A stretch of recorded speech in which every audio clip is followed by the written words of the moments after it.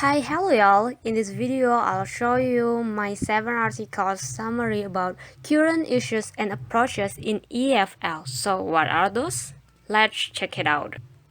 First, the use of the communicative language teaching approach to improve students' oral skills. There are communicative language teaching approach. According to Moss and Ross Feldman 2003, any activity which requires the learner to speak and listen to others includes the use of communication. Activities with communicative purpose are helpful for breaking down barriers, finding information, expressing ideas about oneself, and learning about culture. And then communicative activities to teach English. As Richards and Rogers 2014 report, there is more information about communicative language teaching than learning theory. The use of games, role plays, simulations, and text-based communication activities are necessary to support classes with which the communicative language teaching approach is used. Similarly, Chalker 2007 claims that students learn better by using their senses when they see, hear, touch, move, examine, smell, and even when they are provided with opportunities to test things. She believes that students learn better when they have direct contact with the materials. And then promoting interaction in the English classroom by applying the appropriate teaching materials. Researchers observe that incorporating authentic materials such as the use of audiovisual material will offer richer contribution to learners which can be exploited in different ways and levels to improve their communication skills. By using these videos, the learners will be able to learn the structures used in a way that is clear and direct. Next, assessment and feedback. According to Brown and Abewikrama 2010, assessment is a continuous process that involves different methodological techniques. The results of the assessment and the feedback that teachers provide to those results are related to the students' learning. That is why it is important to give appropriate feedback when assessing.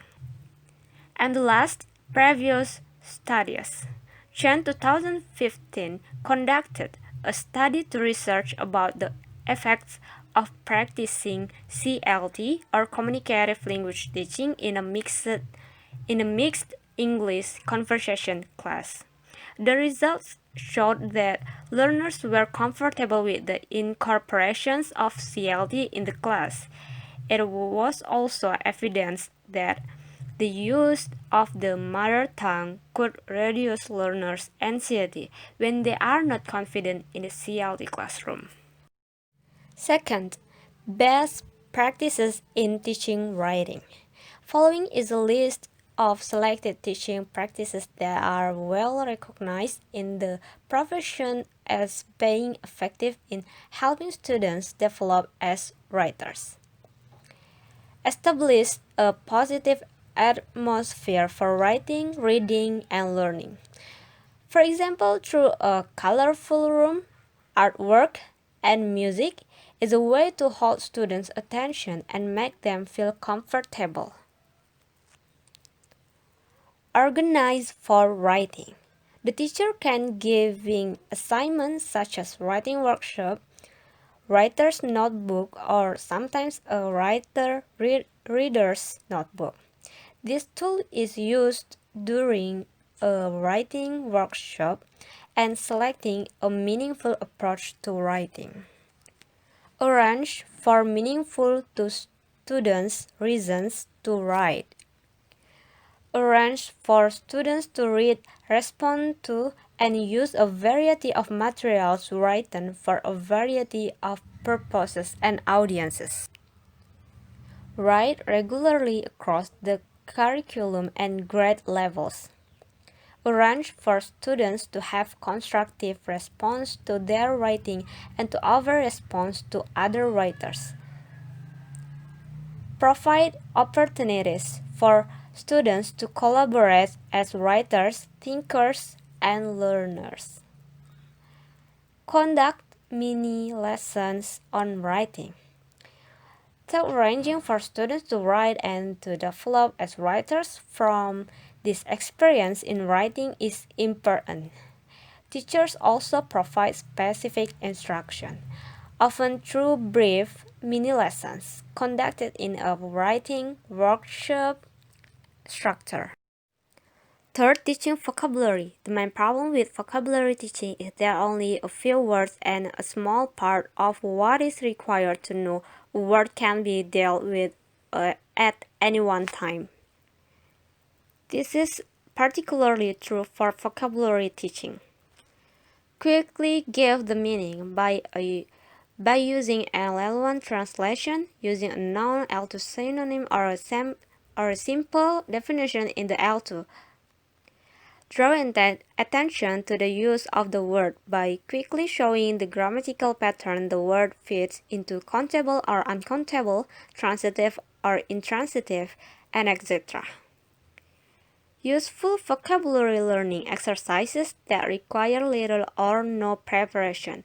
The purpose of working out learning burden is to find what aspect will be difficult when learning a particular word and thus where the teacher can give useful help. Useful prepared exercises for vocabulary learning. Focuses on useful words, preferably high-frequency words that have already been met before. Focuses on a useful aspect of learning burden. It has a useful learning goal. Gets learners to meet or use the word in ways that establish new mental connections for the word. It sets up useful learning conditions involving generative use. Fourth, teaching grammar using pictures. Grammar can be incredibly dry and tedious if we allow it to be, but with a little inventiveness, we can be sure that each and every time we approach a grammar lesson, we have an arsenal of engaging activities. Using pictures can make exercises and activities more interesting and more interactive. They also provide the teacher with a flexible and convenient tool to test many different things in exams. People pictures should be number one on your list as you will use them the most for activities. You can also do a lot with cartoons, news, pictures, or oddly themed pictures. Creating captions. Have the students write their own captions to create a punchline. Cut up stories can be a lot of fun with pictures. You can practice things like sequence, directions, storytelling, and various tenses with cut up stories.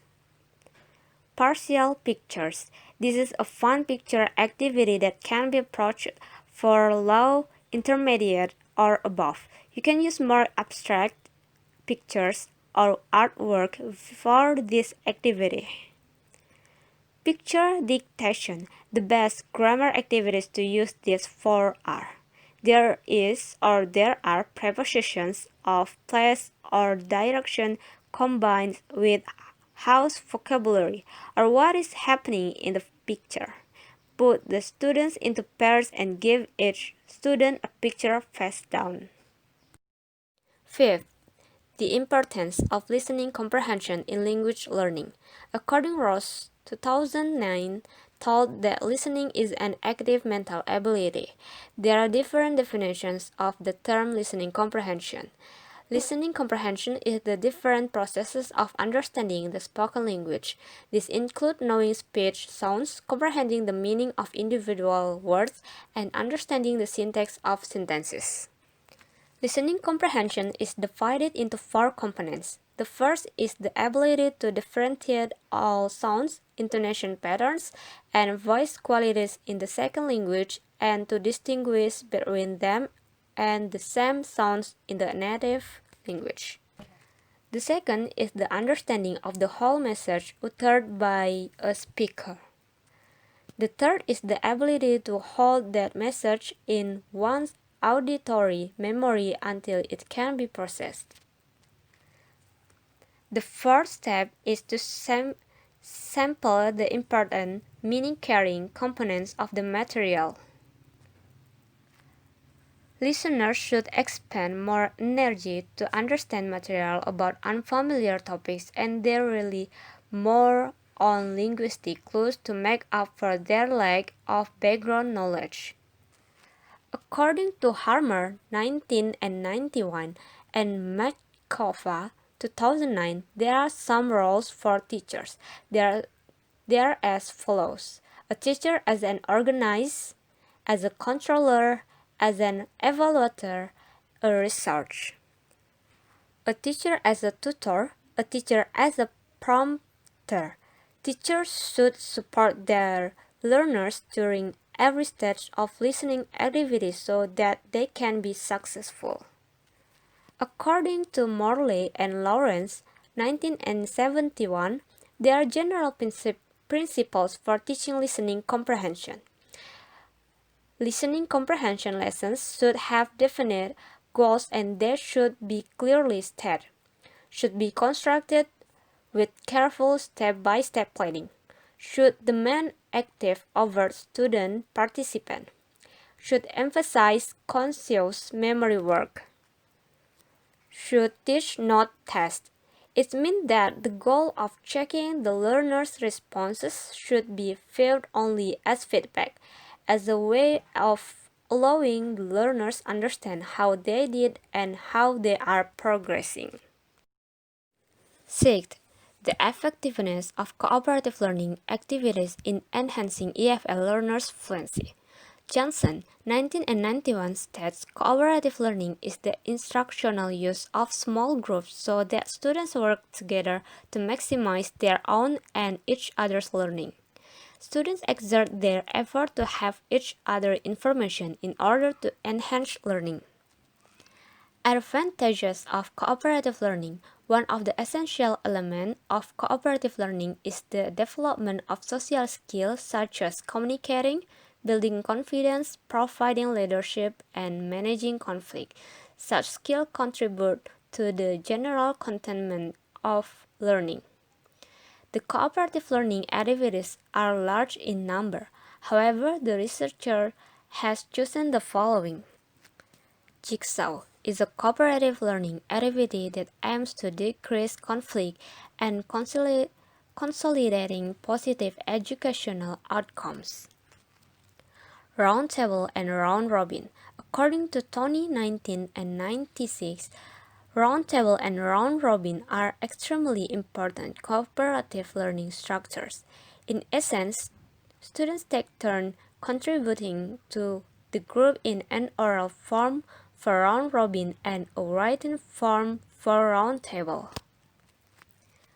3-step interview. Holt 1999 explains the 3-step interview in a way that each person must produce and receive language role play according to the researcher's experience. The role play gets participants actively involved with communicative text. Numbered heads together. Think, pair, share. Think, pair, share is an activity that allows students and engage in individual and small group thinking before they are asked to answer questions in front of the class. Carousel brainstorming. The structure contains movement which helps stimulate the mind and meets the needs of kinesthetic learners. 7th, English language learners. Problems and solutions found in the research of general practitioners of early childhood. Young English language learning or ELL have all of the same barriers as typical young children, along with all of the challenges related to learning a new language. In addition, they do not understand the language of instruction in their preschool, the language of their friends, and their needs are misunderstood. Lastly, the ELL can get confused when the first language sounds are similar to English sounds but used in different contexts. The wide range of variability in language mastery can create challenges in teaching in the ELL. Researchers have been successful in identifying ways to improve teaching in the ELL population in general terms. The solutions listed herein comprise programmatic, teacher, and research-based classroom strategies. The solutions that have been identified may be used to scaffold the learning of the young ELL and influence the way specific strategies are taught within activities. There are some programmatic indicators of high quality that impact young ELLs that should be in place to support school success. Organized and supportive environment, positive teacher and child interactions, strategic use of the child's first language. Teacher solutions. When teachers of young ELS receive training in working with linguistically diverse students, they can increase their confidence as well as learn theory and practice that will support them in their work.